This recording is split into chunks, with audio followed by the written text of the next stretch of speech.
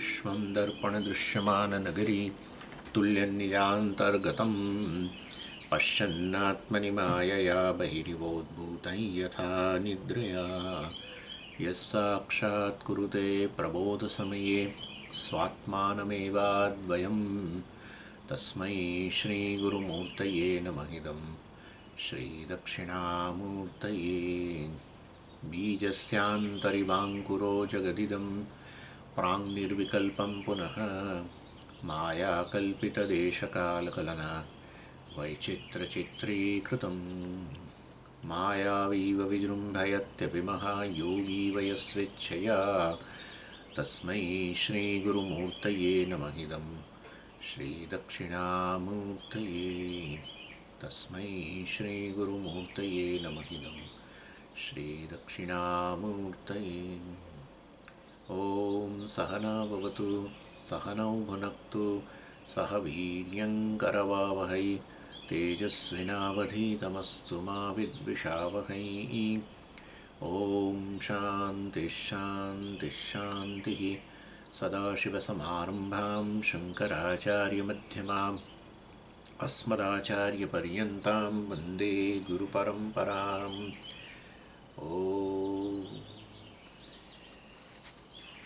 छठो अनुवाद।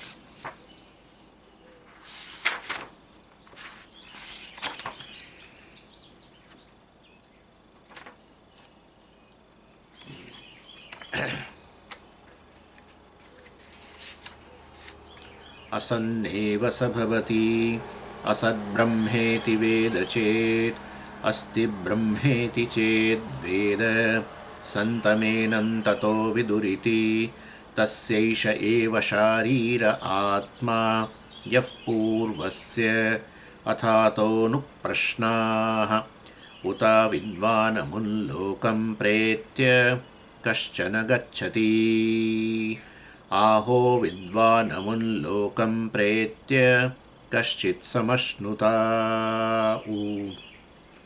सोकामयत बहुस्यां प्रजा ये येति सतपोतप्यत सतपस्तप्त्वा इदगुं सर्वमसृजत यदिदं किञ्च तत्सृष्ट्वा तदेवानुप्राविशत तदनुप्रविश्य सच्चत्यच्चाभवत निरुक्तञ्च निरुक्तञ्च निलयनञ्च निलयनञ्च विज्ञानञ्च विज्ञानञ्च सत्यञ्च नृतञ्च सत्यमभवत् यदिदं किञ्च तत्सत्यमित्याचक्षते तदप्येष श्लोको भवति। यदिदं किञ्च तत्सृष्ट्वा तदेवानुप्राविशत ઇદગુમ સર્વમસૃજત બધું જ એણે સર્જન કર્યું અને પછી સર્જન કરીને એમાં પ્રવેશ કર્યો. એટલે એ પ્રવેશ શ્રુતિ જે છે એ શું? બધાનું સર્જન કર્યું પણ સર્જનનું નિમિત્ત કારણ છે કે ઉપાદાન કારણ છે? ના ના, બંને જ છે. તો ઉપાદાન કારણ હોય તો પછી પ્રવેશ થઈ જ ગયો ને. ઉપાદાન કારણ એટલે મટીરિયલ વગર વસ્તુ હોય જ નહીં. એટલે ક્લિપનું સર્જન થયું પણ પ્લાસ્ટિકે પ્રવેશ નથી કર્યો હજુ. આના જેવી વાત છે. એટલે પ્રવેશ થઈ જ ચૂક્યો છે તો પછી કેમ આ પ્રવેશ આ પાછું કહે છે બધું સર્જન કરીને પછી પ્રવેશ કર્યો? એ શું વસ્તુ છે? એ ચર્ચા ચાલી રહી છે. અને એમાં આપણે ઘણા બધા એમાં જે બધા પૂર્વપક્ષી બધા પ્રશ્નો ઉઠાયા પ્રવેશના, અને પૂર્વપક્ષીએ સજેશન આપ્યું. વચ્ચે વચ્ચે પેલા વચેટિયા ભાઈએ પણ સજેશન આપે છે. અને એમાં એક કયું ભાષ્યની અંદર કાર્યાંતરમેવ સ્યાત ઇતિ ચેત તદેવાનુપ્રાવિશતિ જીવાત્મરૂપમ કાર્યમ નામરૂપ પરિણતમ કાર્યાંતરમેવ આપદ્યતે ઇતિ ચેત. એટલે અનેક બધા વિકલ્પો બતાવે છે કે આ રીતે પ્રવેશ્યો, આ રીતે પ્રવેશ્યો, આ રીતે પ્રવેશ્યો વગેરે વગેરે. પરમાત્મા આ રીતે પ્રવેશ્યો વગેરે. એમાં એક છે આ કાર્યાંતરમેવ સ્યાત. આપ જોઈ ગયા છીએ. આ તો થોડું જરા પાછળનું સહેજ. એટલે કાર્યાંતર એક પહેલાં એક કાર્ય અને પછી બીજા કાર્યના રૂપમાં પરિણામ.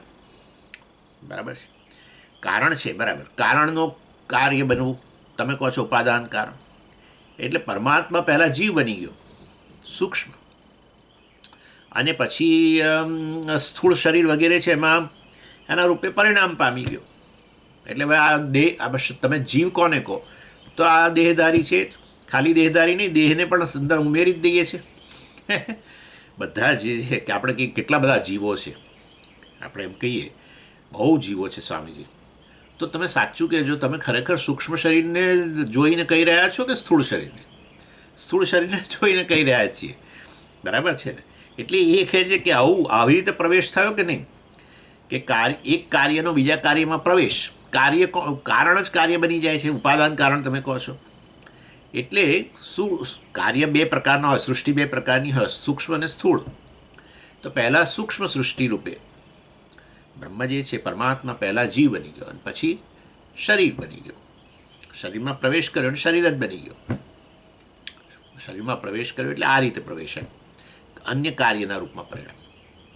આવું ગણીએ તો તદેવાનું પ્રાવિશતિ જીવાત્મ રૂપમ કાર્યમ નામરૂપ પરિણતમ કાર્યાંતરમિવ. જીવા એક નામરૂપ, પછી બીજા નામરૂપ. આવું તો આપણે જોઈએ જ છે. કાર્યનું એક કાર્ય બીજા કાર્યમાં પરિણામ. સોનાની લગડી હોય, પેલું બિસ્કિટ 10 ગ્રામનું, તો પહેલાં રોડ બનાવે લાંબા, તો એક નામરૂપમાંથી બીજું નામરૂપ, પછી એમાંથી આગળ પેલી કડીઓ બનાવે, ત્રીજું નામરૂપ, પછી એમાંથી આગળ ચેન બનાવે, ચોથું નામરૂપ. તો આ રીતે આ સર્જન કહેવાય જ ને. ચેનનું સર્જન થયું કે નથી થયું? થયું ને. એટલે સોનું જ આ રીતે પ્રવેશ કર્યો. સોનું પહેલાં જે લગડીના રૂપમાં હતું એણે આ રીતે વાયરના રૂપમાં પ્રવેશ કર્યો, પછી પેલાના રૂપમાં પ્રવેશ કર્યો એમ. એટલે એક કાર્યનો બીજા કાર્યમાં પ્રવેશ ગણાય કે નહીં? એક કાર્યનું બીજા કાર્યમાં પરિણામ થયું એ જ કારણનો અન્ય કાર્યરૂપે પ્રવેશ ગણાય એમ. કાર્યાંતરમેવ આપદ્યતે ચેત ન વિરોધાત નહીં ઘટઃ ઘટાંતરમ આપદ્યતે વ્યતિરેક શ્રુતિ વિરોધાચ્ચ જીવસ્ય નામરૂપ કાર્ય વ્યતિરેક અનુવાદિન્ય શ્રુતય વિરુદ્ધેરન. ના, આ તો વસ્તુ આ રીતે શક્ય નથી, કારણ કે એક ઘડો બીજો ઘડો ન બની શકે, એક નામરૂપ બીજું નામરૂપ ન બની શકે. બીજી વસ્તુ કે આ જે તમે કહો છો કે આ રીતે જીવ આ રીતે શરીર બની ગયો, એક કાર્યનું બીજા કાર્યમાં રૂપાંતર થઈ ગયું. જીવે પણ કાર્ય સૂક્ષ્મ કાર્ય, પછી પેલું સ્થૂળ કાર્ય દેહ વગેરે. એ તમે જે કહ્યું એ વસ્તુ વાસ્તવમાં શક્ય નથી, કારણ કે શ્રુતિ જે કહે છે એનાથી તદ્દન વિરુદ્ધ વાત તમે કરો છો. શ્રુતિ શું કરે છે? શ્રુતિ તો કે જીવસ્ય નામરૂપ કાર્ય વ્યતિરેક અનુવાદિન્ય. જીવ તો આ નામરૂપી કાર્ય એટલે કે દેહ છે એ દેહથી અતિરિક્ત છે, એનાથી વિલક્ષણ છે જીવ. વેદાંત નહીં, આ તો પૂરો પક્ષ, આ તો આપણા પૂર્વ વિભાગમાં છે, કર્મકાંડમાં છે. કર્મકાંડમાં આ તો વાત છે કે જીવાત્મા જે છે એણે આ દેહ ધારણ કર્યો છે, દેહ થકી કાર્ય કરે, સારા કાર્ય પુણ્ય પાપ વગેરે, ને એના આધારે એને નવો દેહ મળે. તેનો અર્થ કે જીવ છે આ દેહથી તો અન્ય જ છે. દેહ તો વાસ્તવમાં ભસ્મીભૂત થઈ જાય, પછી નવા કર્મોને અનુરૂપ નવો દેહ ધારણ કરીને એમાં પછી ઉપભોગ કરે ભોગતા તરીકે. એટલે જીવ તો આ દેહથી અતિરિક્ત જ છે. તો તમે કહો છો કે આ જીવ જે છે એ જ પછી આ સ્થૂળ કાર્યના રૂપમાં નવા રૂપમાં પરિણામ પામી ગયું. એટલે એ જ આ દેહ જ હવે વાસ્તવમાં આત્મા છે. આ તો ચારવાક દર્શન છે. દેહ આત્મા છે તો ચારવાક દર્શન થઈ ગયું. એટલે કહેવાય એની વે ચાલો. એટલે આ તમે જે કહો છો એ વસ્તુ તો શક્ય નથી. અને એવું જો હોય તો પછી શું? તદાપત્તૌ મોક્ષ અસંભવાત. જો આ જીવ દેહ હોય તો પછી હવે આ મુક્તિ છે નહીં. કોની મુક્તિ ને કઈ મુક્તિ? દેહ ભસ્મીભૂત થયો તો પછી જીવે ભસ્મીભૂત થઈ ગયો. એટલે એમાં મોક્ષનો તો પ્રસંગ જ નથી આવતો. અને આ દેહ થકી તો બધી મર્યાદા સારે છે. બંધનનું નામ જ આ છે ને કે દેહમાં આ તાદાત્મ્ય બુદ્ધિ હોવી. હવે જીવ દેહ જ બની ગયો તો પછી હવે બંધનમાંથી મુક્તિનો પ્રશ્ન જ ઊભો નથી થતો. જેમાંથી મુક્ત થવાનું છે, દેહમાં આત્મભાવમાંથી મુક્ત થવાનું છે, એ જ દેહ જ આત્મા છે એમ તમે તો કહી રહ્યા છો. એટલે વાસ્તવમાં વસ્તુ શક્ય નથી. તદાપત્તો મોક્ષ અસંભવાત. મોક્ષ સંભવી જ નહીં શકે. નહીં યતઃ મુચ્યમાન તદેવ આપદ્યતે. જેમાંથી મુક્ત થવાનું છે એમાં જ તમે તો પાછું લઈ જાઓ છો. નહીં શૃંખલાપત્તિ બધસ્ય તસ્કરાદેહે. તસ્કર વગેરે જે છે એને આમ પકડાઈ ગયો ચોર, અને એને શૃંખલાપત્તિ, એને સાંકળોથી બાંધ્યો હોય અને એ સાંકળો એમાંથી મુક્ત થવા માગતો હોય, એ એવા તસ્કરને ફરી પાછો સાંકળો સાથે બાંધો, અથવા સાંકળો સાથે બાંધેલો જ રાખો. એ વસ્તુ છે એ જેવું પ્રકારનું છે એવું આ તમે તો કહી રહ્યા છો. દેહમાં આત્મબુદ્ધિ જ સાંકળ છે. દેહ સાંકળ નથી, દેહમાં આત્મબુદ્ધિ, દેહ જ આત્મા છે એમ. તે તો તમે કહ્યું કે આ વાસ્તવમાં જીવ જે છે એ નવા નામરૂપ રૂપે પરિણામ પામી ગયો, દેહ રૂપે સ્થૂળ કાર્ય, સૂક્ષ્મ કાર્ય સ્થૂળ કાર્ય રૂપે પરિણામ પામી ગયું. એ રીતે પ્રવેશ ગણવાનો કારણનો પરમાત્માનો. ના ના, એ વસ્તુ શક્ય નથી. આ તો વાહિયાત વાત છે. બાહ્યાંતર ભેદેન પરિણતમિતિ ચેત તદેવ કારણ બ્રહ્મ શરીરાદિ આધારત્વેન તદંત જીવાત્મના આધેયત્વેન ચ પરિણતમ ઇતિ ચેત. આ બધું થઈ ગયું છે. આ તો બાય ધ વે. હા, એટલે પાછું તમને થાય સ્વામીજી તો ભ્રમ એકદમ જાણે કે પેલી રાજધાનીની સ્પીડે જાય છે, પણ થઈ ગયેલી વસ્તુ જ ખાલી આ તમને થોડું ઘણું પાછળનો ભાગ પેલું કનેક્શન માટે તમને કહું છું. બાહ્યાંતર ભેદેન પરિણતમ ઇતિ ચેત એટલે બ્રહ્મ કે પરમાત્મા જે છે એવું માની લઈએ. જો તમે આ જુઓ કે આ બધામાં ભાષ્યકાર જે કહી રહ્યા છે, પૂર્વ પક્ષને કોટ કરી રહ્યા છે, એમાં પરિણામ પરિણામ પરિણામ પરિણામ આવે છે, પરિણતમ. અને આ આખું અગેન્સ્ટ છે વેદાંતની. પરિણામ પામી ગયો, પરમાત્મા જગત બની ગયો, પરમાત્મા જીવ બની ગયો. પરમાત્મા જીવ બની ગયો હતો તો પછી હવે વેદાંત નકામું થઈ ગયું. વેદાંત તો મહાવાક્ય છે ને, તત્વમસી. તું એટલે કે તું જે જીવ પોતાને જે ગણું છું એ વાસ્તવમાં તો બ્રહ્મ છું. તો પછી તો ખરેખર જીવ છું જ નહીં, જીવે આ જ્ઞાનનું જ ઉપજ થઈ ગઈ ને, હું જીવ છું કેવું. એટલે આ તો કહે છે કે ના ના, પરમાત્મા જીવ બની ગયો ને પછી શરીર બની ગયો. હવે બીજું કહે છે, જુઓ, બાહ્યાંતર ભેદેન પરિણતમ. બાહ્યના અંતર એટલે પરમાત્મા જ વાસ્તવમાં અંદર બહારના ભેદ, અંદર બહારના એણે જાણે કે પરમાત્મા બે ભાગમાં વહેંચાઈ ગયો, બહાર અને અંદર. એટલે શું? પણ બહાર અને અંદર એટલે શું? એટલે કે છે તદેવ કારણ બ્રહ્મ શરીરાદિ આધારત્વેન તદંત જીવાત્મના આધેયત્વેન છે પરિણતમ. એટલે બહાર એટલે શું? તો કે આ શરીર જે આધાર છે તે, બરાબર છે.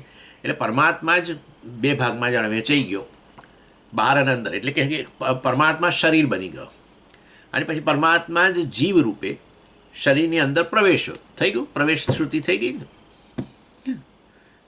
એટલે પરમાત્મા જ અંદર બહાર, અંદર બહાર એટલે અંદર એટલે આ જીવ જે પ્રવેશે છે અંદર, આધેય કહેવાય. જીવાત્મા ક્યાં રહેલો છે સ્વામીજી? જીવાત્મા શરીરમાં રહેલો છે, એટલે શરીર આધાર અને જીવ આવા આધેય, સપોર્ટેડ, પેલો સપોર્ટ આવું. એટલે પહેલાં પરમાત્મા બે ભાગમાં વહેંચાઈ ગયો, બહાર એટલે કે આવું આ સ્થૂળ દેહ વગેરેના રૂપમાં પરિણામ પામી ગયો, અને પછી એ જ પરમાત્મા પાછો જે બીજો વિભાગ એનો જીવના રૂપમાં, બસ એ જીવ રૂપે પરિણામ પામીને પછી એણે આ શરીરની અંદર પ્રવેશ કર્યો, થઈ ગયું પ્રવેશ સુધી. પરમાત્મા તત્સૃષ્ટવા તદેવાનુપ્રાવિશત. એણે સર્જન કરીને પછી અંદર પ્રવેશ કર્યો, બરાબર જ છે. એણે આ સ્થૂળ દેહ વગેરેનું સર્જન કર્યું, એનો એક ભાગ, અને પછી બીજો ભાગ એ જીવ બની ગયો અને પછી જીવ રૂપે અંદર પ્રવેશ કર્યો, થઈ ગયું. કેવું સરસ. ઇતિ ચેત. જો તમે આવું કહેતા હોય પૂર્વ પક્ષીને, આ બધું પૂર્વ પક્ષ કહેવાય. ના, આપણે સતત કહેવું પડે, ના પાડ્યા જ કરવી પડે એવું છે. કારણ કે એ બોમ્બાર્ડિંગ કરે છે અત્યારે, એક પછી એક. એને કંઈ ચિંતા નથી, જે આગળ પહેલાં કહેવાયું હોય બ્રહ્માનંદ વલ્લીમાં કશું નહીં. અત્યારે બસ આટલું લઈને બેસી જાય છે અને ઇન્ટરપ્રિટેશન કરે છે. આ રીતે જ આવી છે બધી ફિલોસોફીઓ. તાત્પર્ય જાણ્યા વગર જે દેખાયું છે એને બસ એને કરો. વાલ્મીકી રામાયણમાં એક જગ્યાએ કશુંક ભગવાને કહ્યું સીતાજીને, બસ એને લઈને પછી બતાવે યુટ્યુબની અંદર. એક IAS ઓફિસર બહુ જાણીતો બન્યો છે હમણાં, બતાવ્યા કરે, જો ભગવાન આવું બોલ્યા. ભગવાન તો બોલતો હશે વળી, રામ આવું બોલે છે, સીતાને આવું બોલે છે, રામ આવું સીતાને આવું બોલે છે. આ તો કંઈ આમ કહેવાય, ભગવાન કહેવાય, આમ ફલાણું ટીપું. અલા પણ આગળ પાછળ બધું શું કહ્યું છે કિષ્કિંધા કાંડમાં ને અહીંયા ને સીતાજીએ લંકા કાંડમાં હનુમાનજીને શું કહ્યું છે બધું જોયું ના. વાલ્મીકી રામાયણ પુસ્તક લઈને આવે, એના પર પેલા લીટા કરી રાખે, એક બે ત્રણ શ્લોકો, બસ કે જુઓ રાવણ પર વિજય પ્રાપ્ત કર્યો, પછી સીતાજી આવ્યા ત્યારે જુઓ રામે આવું કહ્યું, જુઓ. આમ કરીને જે પેલા મુસ્લિમો છે એ લોકોને પોતાના પક્ષે ખેંચે અને આપણા લોકો જે છે, જે લોકો બધા કમ્યુનિસ્ટ ટાઈપના લોકો છે, જેમને આ બધી વસ્તુઓમાં રસ જ નથી ને શ્રદ્ધાએ નથી ને કંઈ નથી, એ લોકોએ રાજી થાય. આપણું વ્યૂ વધે, બીજું કંઈ નહીં. આપણા વ્યુઅર્સ વધે આવું બધું બોલીએ ને, કારણ કે આવો મોટો વર્ગ છે, માટે મોટા વર્ગને આકર્ષવું હોય તો આવું બધું કરવું પડે. બીજો છે વળી એ એનાથી ચડિયાતો છે, એ ભગવદ્ ગીતાનો ભ જ નથી બોલતો. એમ જ કહે છે કે હું જે કંઈ તમને બધાને કહું છું, બધા યુવાનોને, નામ નહીં આપું, બધા યુવાનોને કહું છું, જુઓ. પણ એ છે ને, મેં વિચાર કર્યો 5 દિવસ સુધી કે આનું સોલ્યુશન શું, સેલ્ફ કોન્ફિડન્સ કેવી રીતે આવે, આનું સોલ્યુશન શું. મેં 5 દિવસ વિચાર કર્યો અને મને એમાંથી સ્ફૂર્ણા થઈ. અને હું તમને કહું છું, ક્યાંય ભગવદ્ ગીતા શબ્દ કોઈક બોલી ગયો, કોઈ યુવાન, તો એને ખારીજ કરી દે. કેમ? કારણ કે પેલા બધું મોટો વર્ગ છે, પાછો મિલિયન યુઝ છે, એમાં પેલા બધા છે મુસ્લિમ યુવાનો પણ કે યુવતીઓ, એ બધા નારાજ થઈ જાય. ભ આવે તો ભ બોલેની સાથે જ નારાજ થઈ જાય. આવું છે સસ્તી લોકપ્રિયતા. મારો કહેવાનો આશય એવો છે કે અહીંયા આ રીતે પૂર્વપક્ષ કેવા વિચિત્ર પૂર્વપક્ષ છે. પરમાત્મા જે આટલી જ વસ્તુ છે, જે ચેતન છે, કેવી રીતે જડ બને? ના પણ તમે કહો છો ને, તમે આવું જ કહો છો ને, આ બધું બ્રહ્મ જ છે. હા, તે બરાબર છે, પણ અમે ક્યાં ના કહીએ છીએ? તો પછી આ બધું તો જડ છે, તો પછી એ ચેતન જડ બની જ ગયો ને? ચેતન જડ બની ગયો કે જડ રૂપે દેખાય છે? ખરેખર આ મેટર જે છે, આ સોલિડ વસ્તુ જે છે, તમે આ સોલિડ વસ્તુ બતાવો ને ફિઝિસિસ્ટને, ભૌતિક વિજ્ઞાની, એ કહેશે કે આ તો વાસ્તવની અંદર નોન ટેન્જિબલ, આટલું ઠોસ વસ્તુ છે, એમ કે તો ખાલી એનર્જીના બંડલો છે, આવું કે. તો પછી એને તમે ના પાડશો? આપણા કરતાં તો વધારે જ્ઞાન ધરાવે જ છે. ચાલો, એનીવે, એટલે ચેતન જડ રૂપે દેખાય છે. જે પરમાત્મા સૂક્ષ્મથી પણ સૂક્ષ્મ છે, આવો આ જડ સ્થૂળ જગત રૂપે દેખાય છે. જડ બની નથી ગયો. અહીંયા પરિણામ કરીને ગમે તે રીતે આ ભાગને સમજાવી દો, બસ. તદેવાનું પ્રાવિશત, એણે પ્રવેશ કર્યો, કઈ રીતે સમજાવું? અને આપણે કંઈક ના, આ રીતે નહીં, તો પછી કહે છે તો પછી એનો અર્થ એવો થયો તમે વેદાંતી છો પણ તમને શ્રદ્ધા નથી ઉપનિષદના વાક્યમાં. અમે તો ઉપનિષદના વાક્યોને કોઈ પણ રીતે સમજાવવા માંગીએ છીએ, ત્યારે તમે એને સામે ના પાડો છો, એમ કહે છે પાછા. એટલે ઉલટા ચોટે છે. એવું છે. પણ ખબર નથી કે ખરેખર આગળ શું કહ્યું છે, પાછળ શું છે, કયો સેક્શન ચાલી રહ્યો છે, અક્કલ જ નથી બિલકુલ. આના માટે એક સર્વગ્રાહી દર્શન જોઈએ, સર્વગ્રાહી દ્રષ્ટિ જોઈએ. પૂજ્ય સ્વામીજી હંમેશા કહેતા કે ભગવદ્ ગીતાનો એક શ્લોક સમજાવવો હોય તો સમગ્ર ભગવદ્ ગીતાનું દર્શન જોઈએ, અને ભગવદ્ ગીતાનું દર્શન આખું જો પ્રાપ્ત કરવું હોય તો એક શ્લોક સમજવો જોઈએ. એવું છે.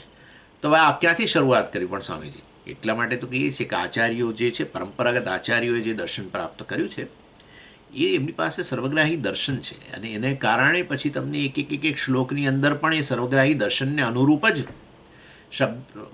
વાક્યોનો અને શબ્દોનો અર્થ સમજાવે. પણ એમણે ક્યાંથી પ્રાપ્ત કર્યું? એટલે તો કહ્યું સદાશિવ સમારંભા શંકરાચાર્ય મધ્યમાં. હા, આચાર્યોએ છે છેવટે જ્ઞાનનો સોર્સ ક્યાં જાય? તમે કહો છો કે આ પાણી છે, અહીંયા પાણીનો છેવટનો સોર્સ આ તો છેવટે નદીનું મૂળ તરફ જ જાય ને, એવી વસ્તુ છે. એટલે વાસ્તવની અંદર, એટલે સંપ્રદાયથી બહાર રહો તો તમારી પાસે આવી કુશળતા ના આવે.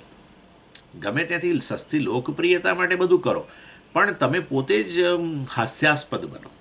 અને હાસ્યાસ્પદ બન્યા જ છે એ IAS ઓફિસર પણ. એની સામે કેટલાક લોકો જે રામાયણ વગેરેને બહુ સારી રીતે જાણે છે, એ લોકોએ ચેલેન્જ કરીને એ લોકો જાહેરમાં જ પછી કહે છે આ તો ફ્રોડ છે, આ માણસ કહે છે જ, પેલો પડકારી નથી શકતો એને.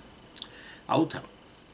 એનીવે, આ તો ખાલી તમારી જાણ માટે કહું છું. તમારા ધ્યાનમાં જો આવું આવે તો આ વસ્તુને આવું ધ્યાનમાં આવ્યા પછી તમે પૂર્વ પક્ષી ના બનશો. જો તમે પૂર્વ પક્ષી બનશો તો હાસ્યાસ્પદ બનશો. કારણ કે એક સમગ્ર દર્શન છે. વાલ્મીકી રામાયણમાં બધે શું કહ્યું છે, સીતાજી શું બોલ્યા છે, રામચંદ્રજી એમના વગર કેટલો વિલાપ કરતા હતા, અને એ શું બોલ્યા છે, સીતાજીએ સોગંદ લઈને હનુમાનજીની રક્ષા માટે લંકામાં શું કહ્યું, આ બધું તમે જોયું? એ બંનેનો એકબીજા માટેનો પ્રેમ, એ બધી વસ્તુઓ પહેલાં જોઈ કે નથી જોઈ? ના, કશું નહીં. બસ આ 2 વાક્યો, આ 2 શ્લોકો જુઓ, પેલા હાઇલાઇટ કરે પાછા, અને આમ ધરે કેમેરાની સામે, જુઓ બસ આ બોલ્યા. અને એ શેના માટે બોલ્યા મતલબ કશું જ નહીં. એનીવે આ મને બહુ પેલું શું કે ચચરાટ થતું, એટલે મેં કહ્યું આપણા લોકોને તો એટલીસ્ટ કહું, ભાઈ બહાર તો હું તો ક્યાં જઈને કહું, કહીશ જ્યાં જ્યાં જઈશ ત્યાં કદાચ કહીશ, પણ કહેવાનો આશય કે આવું બધું ચાલે છે યુટ્યુબની અંદર. ન બહિષ્ઠ પ્રવેશ ઉપપત્તે એટલે અહીં બહુ સરસ કહ્યું કે વાસ્તવમાં પ્રવેશ એટલે શું, કે બહાર રહેલી વસ્તુ છે અંદર પ્રવેશે. નહીં યહ અસ્ય અંતસ્થ સહ એવ તત્પ્રવિષ્ટ ઇતિ ઉચ્યતે. તમે કહ્યું કે શરીર બે ભાગ પડી ગયા, એક ભાગ આ શરીર બની ગયો, પરમાત્મા એનો એક ભાગ શરીર બની ગયો બહાર, અને પરમાત્માનો બીજો ભાગ જીવ બનીને પછી આ શરીરમાં પ્રવેશ્યો. અરે પરમાત્માનો પ્રવેશ થયો જે કહે છે, તો પ્રવેશ તો આપણે સામાન્ય રીતે છે ને કહીએ કે જે વસ્તુઓ પહેલાં ન પ્રવેશી હોય ને હવે પ્રવેશે. તો વાસ્તવની અંદર આ તો ખરેખર શરીર એ બની જ ગયેલો છે. તો પછી હવે એની અંદર એ જીવરૂપે પ્રવેશે, તો જીવરૂપે પ્રવેશે બરાબર, ચાલો એ માની લઈએ, પણ જેમાં પ્રવેશે એ પરમાત્મા જ છે ને. તો પછી કેવી રીતે પ્રવેશ કહેવાય? પ્રવેશ તો કોને કહો છો તમે? એટલે કે છે જુઓ, યથા ગૃહમ કૃત્વા પ્રાવિશત ઇતિ, ઘર બનાવ્યું અને પછી પ્રવેશે, એવું કહીએ છીએ. ગૃહ પ્રવેશ નામની વસ્તુ છે જ. એટલે વાસ્તવની અંદર પ્રવેશ શબ્દસ્ય અર્થ એવ દ્રષ્ટત્વાદ. પ્રવેશ શબ્દનો અર્થ તો જુઓ, પ્ર પ્લસ વિષ ધાતુ જે છે, પ્ર પ્લસ વિષ ધાતુનો અર્થ છે ટુ એન્ટર, પ્રવેશવું. તો ક્યાં પ્રવેશો તમે? જ્યાં પહેલાં નથી તેમાં પ્રવેશો ને. જ્યાં તમે પહેલાં ઓલરેડી નથી, હું અંદર ઓલરેડી હોઉં ઘરમાં, પછી એમ કહું કે પાછું મેં ઘરમાં પ્રવેશ કર્યો, આ કેના જેવી વસ્તુ છે? શેના જેવી વસ્તુ છે આ? એટલે આ ઠીક નથી. પ્રવેશ શબ્દનો અર્થ છે તમે આ રીતે જે કરો છો એ ઠીક નથી. પહેલાં બે ભાગ પડી ગયા ને જીવરૂપે પ્રવેશ્યો, હા બરાબર, ચાલો જીવરૂપે પ્રવેશ્યો, પણ આ તો આ શરીરે તમે કહો છો કે એ પણ બ્રહ્મ જ છે, કારણ કે બ્રહ્મ તો જગતનું ઉપાદાન છે. મારે જે પણ છે બ્રહ્મ છે, તો પછી શરીરે બ્રહ્મ છે. એટલે પછી જેમાં પ્રવેશવાનો છે એ જ બ્રહ્મ હોય, તો પછી તમે કેવી રીતે સમજાવો છો? આ વસ્તુ ઠીક નથી. સારું, હવે થાકીને કંઈક બીજું કહે છે, અને એ વસ્તુ આપણે સમજવા જેવી છે. જલ સૂર્યાદિ પ્રતિબિંબવત પ્રવેશ સ્યાત ઇતિ ચેત ન અપરિચ્છિન્નત્વાદ અમૂર્તત્વાદ ચ પરિચ્છિન્નસ્ય મૂર્તસ્ય અન્યત્ર પ્રસાદ સ્વભાવકે જલાદૌ સૂર્યાદેઃ પ્રતિબિંબોદયઃ સ્યાત ન તો આત્મનઃ અમૂર્તત્વાत् આકાશાદિ કારણત્વાत् વ્યાપકત્વાत् તદ વિપ્રકૃષ્ટ દેશ પ્રતિબિંબ આધાર વસ્ત્વંતર અભાવાચ્ચ પ્રતિબિંબ પ્રવેશ યુક્ત. એટલે આપણું પ્રતિબિંબવાદ છે ને, આપણે વાપરીએ જ છે ને, એ વસ્તુને ખોટી ઠરવે છે. પણ હમણાં પહેલાં આપણે પૂર્વ પક્ષીની જોડે જવાનું, પછી હું તમને કહું છું કે આપણે વાપરીએ છીએ કયા સેન્સમાં ને આ લોકો કઈ રીતે કહે છે. અને તમને કદાચ થોડી ધીરજ ન રહે તો પહેલેથી કહી દઉં છું કે એમ માને જ છે કે ખરેખર પ્રતિબિંબનો ઉદય થાય છે, પ્રતિબિંબ પડે જ છે. કોનું? પરમાત્મા. ચાલો, એટલે પ્રતિબિંબ આપણે પ્રક્રિયા તરીકે વાપરીએ છીએ, અને આ વસ્તુને સમજાવવા માટે છે, પરંતુ ખરેખર વાસ્તવિકતા નહીં. એનીવે, એટલે એને આપણે જે પ્રક્રિયા વાપરીએ ને, જે મોડેલ તમે બનાવો ને વસ્તુને સમજાવવા માટે કે મોડેલ રજૂ કરો, એ મોડેલની પોતાની મર્યાદા હોય, બહુ એને ખેંચવાનું ના હોય. આ તો જાણે ખેંચી જ નાખ્યું છે, બરાબર. એટલે વાસ્તવિક રીતે એમ માને છે કે પરમાત્માનું પ્રતિબિંબ પડે છે, અને એના માટે સમજાવી રહ્યા છે, ઉદાહરણ પર વાપરે છે. ભાષ્યકારે આ વસ્તુનો અહીંયા બાદ કરે છે. જળ સૂર્યાદિ પ્રતિબિંબવત પ્રવેશ સ્યાદ ઇતિ ચેત. આપણે એવું કેમ ન ગણી શકીએ કે જેવી રીતે જળની અંદર સૂર્યનું પ્રતિબિંબ પડે છે, તો આપણે એવું કહી શકીએ ને કે સૂર્યએ પ્રવેશ કર્યો જળમાં, પ્રતિબિંબ રૂપે કહી જ શકાય. તો આપણે એવું રાખી દઈએ. એટલે સૂર્ય જે છે જળની અંદર પ્રવેશે છે, સૂર્ય જળમાં પ્રવેશ કરે છે, કયા રૂપે? પ્રતિબિંબ રૂપે. એવી રીતે બ્રહ્માત્મા છે એ પણ પ્રવેશ કરે છે, પણ અહીંયા જળ કયું? બુદ્ધિ. પરમાત્મા સૂર્ય સમાન, અને બુદ્ધિ આપણી જે છે, આપણું અંતઃકરણ, એ છે જળ જેવું, અને એની અંદર આ રીતે અંદર પ્રવેશ કરે, બુદ્ધિમાં પ્રતિબિંબિત થાય છે. એ તો તમે સ્વીકારો છો. બુદ્ધિમાં પ્રતિબિંબિત તો થાય છે, એવું આપણે કહીએ છીએ ને, બુદ્ધિમાં પ્રતિબિંબિત થાય છે, બુદ્ધિમાં આભાસિત થાય છે, સીધાભાસ, ચિત્ત પ્રતિબિંબ, આવું બધું તો આપણે વાપરીએ છીએ. તો કે બરાબર છે, પરમાત્માનો પ્રવેશ આ રીતે ગણો, પ્રતિબિંબ રૂપે, બુદ્ધિમાં પ્રતિબિંબ રૂપે. બુદ્ધિ જળ સમાન છે, જળ સ્વચ્છ જળ, એવી રીતે બુદ્ધિ સ્વચ્છ, સત્વગુણમાંથી બનેલી, અંતઃકરણ સત્વગુણમાંથી બન્યું છે, એટલે પ્રસાદ સ્વભાવ કે વગેરે. ચાલો, પણ એટલે અહીંયા એટલે આ પ્રકારે અહીંયા કહે છે નાના આપણે કહીએ છીએ વસ્તુ શક્ય નથી. અપરિચ્છિન્નત્વાત, આ બ્રહ્માત્મા, પણ બ્રહ્માત્મા કેમ બોલો છો? બ્રહ્મ બ્રહ્મ કરો અથવા આત્મા કરો, બ્રહ્માત્મા બ્રહ્માત્મા કેમ કરો છો? આ તો યાદ કરવા માટે કે આ સેક્શન ક્યાંથી, આ તો છઠ્ઠો સેક્શન ચાલે છે, બીજા અધ્યાયનો છઠ્ઠો સેક્શન ચાલે છે તૈત્તિરીયની અંદર. બીજા અધ્યાયથીની જે શરૂઆત થઈ છે ત્યાંથી જ વાત કરું છું કે તમને કનેક્શન રહે. બ્રહ્માત્મા કેમ બ્રહ્માત્મા, એવું કનેક્શન ક્યાં છે? સત્યમ જ્ઞાનમ અનંતમ બ્રહ્મ છે, આમાં ક્યાં બ્રહ્માત્મા છે? ભાઈ સત્યમ જ્ઞાનમ અનંતમ બ્રહ્મ યો વેદ નિહિતમ ગુહાયામ, એ હમણાં યાદ કરાવું છું આ વસ્તુ સમજાવવા માટે. યો વેદ નિહિતમ ગુહાયામ પરમે વ્યોમન્ય સોષ્ણુતે સર્વાન કામાન બ્રહ્મણા સહ વિપશ્ચિતા. અને પછી કહું તસ્માદવા એ તસ્માદ આત્મન આકાશ સંભૂત, એ બ્રહ્મ તસ્માત એમાંથી, એ બ્રહ્મ જે સત્યમ જ્ઞાનમ અનંતમ છે, જે બુદ્ધિની અંદર ઉપલબ્ધ છે જ્ઞાન માટે, એ જ આપણો આન્સર આવવાનો છે છેવટે આ પ્રવેશ માટે. એટલે વાસ્તવની અંદર એ બ્રહ્મ જે છે એમાંથી જગત આવ્યું. ના ના ના ના ના, તસ્માત એ બ્રહ્મમાંથી, પણ તે શું છે પાછું? તસ્માત બરાબર શું? એ તસ્માત. અરે એ તસ્માત એટલે તો આ, પણ આ એટલે શું? આત્મન કહ્યું. તસ્માદવા એ તસ્માત આત્મન આકાશ સંભૂત, એ બ્રહ્મ જે આત્મા છે એમાંથી આકાશ આવ્યું. માટે બ્રહ્મ બરાબર આત્મા, માટે હું બ્રહ્માત્મા કહું છું. જગતનું કારણ બ્રહ્મ કે જગતનું કારણ આત્મા? જગતનું કારણ બ્રહ્માત્મા. કારણ કે કદાચ તમારા મનની અંદર બે છૂટા રહે, કદાચ આત્મા આત્મા છે ને બ્રહ્મ બ્રહ્મ છે, સમજો. અને આત્મામાં ને જગતનું કારણ માનવાનું તો કોઈ રીતે લાગતું જ નથી. એટલો બધો હીન ઓપિનિયન આપણા વિશે છે આપણને, એટલો બધો હીન અભિપ્રાય કે આત્મા જગતનું કારણ છે, એ તો કોઈ રીતે નહીં. કારણ કે દેહાત્મ બુદ્ધિ એટલી દ્રઢ છે, એટલે વાસ્તવની અંદર આ ચેતન છું જ, પરંતુ કેવળ ચૈતન્ય છું એ હજુ બરાબર નથી સમજાતું. એને કારણે બ્રહ્મ સત્યમ જ્ઞાનમ અનંતમ બ્રહ્મ, એટલે જ્ઞાનમ એટલે ચૈતન્ય, જે અનંત ચૈતન્ય, લિમિટલેસ કોન્શિયસનેસ. એનીવે એ જે જગતનું કારણ છે એ તમે છો. એ રીતે બ્રહ્માત્મા જગતનું કારણ છે. એ બ્રહ્માત્મા અપરિચ્છિન્નત્વાત નેચરલી, એ તો વાસ્તવની અંદર અપરિચ્છિન્ન છે, એમાં કોઈ પ્રકારની મર્યાદા, પરિચ્છિન્નતા એટલે મર્યાદા.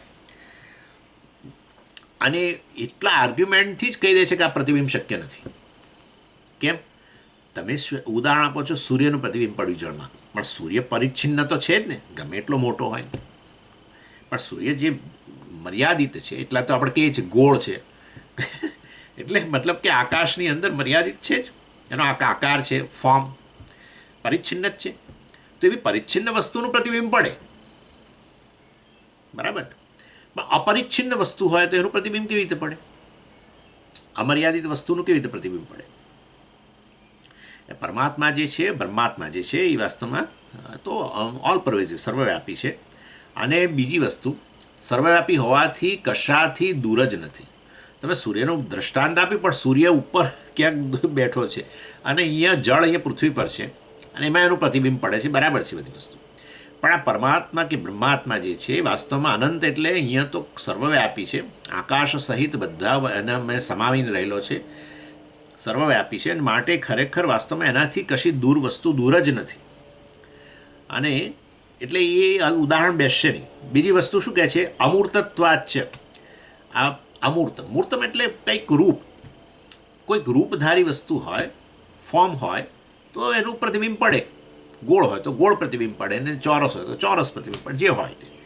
પણ એ મૂર્ત દ્રવ્ય હોય, મૂર્ત વસ્તુ હોય, ફોર્મવાળી વસ્તુ હોય, ફોર્મ, હેવિંગ ફોર્મ, તો પછી પ્રતિબિંબ પડે.